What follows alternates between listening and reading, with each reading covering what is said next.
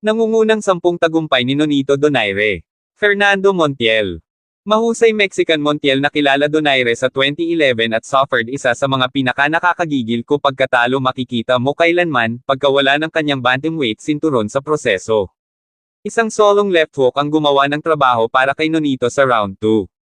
Vic Darchinyan. Ang 2007 flyweight fight na ito ay naaalala bilang breakout performance ni Donaire, kasama si Darchinyan, ang IBF belt holder, 28-0 na papasok at isang run of knockout na panalo sa likod niya.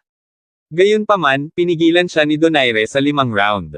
Toshiaki Nishioka. Sa kung ano ang huling pro fight ni Nishioka noong 2012, ang matagal nang naghahari na dating super bantamweight titleist ay hindi napantayan si Donaire at nabawasan ang laki sa loob ng 9 na round.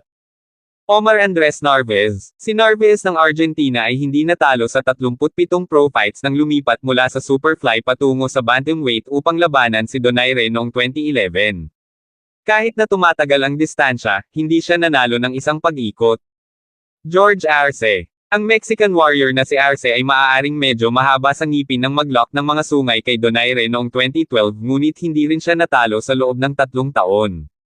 Anuman, pinalo siya ni Donaire sa 3 round.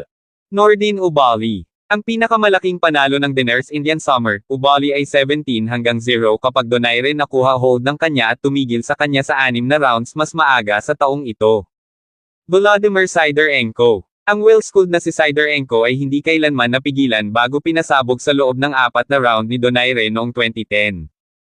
Vic Darchinyan 2. Ito ay hindi ang parehong Darchinyan na nakaharap Donaire unang pagkakataon sa paligid, pa-Daenerys ika-9 ikot pagpapahinto ng sa kanya sa 2013 ay dumating 7 buwan pagkatapos nito ay nawala laban sa Guillermo Regundo, kaya ay lubhang kailangan.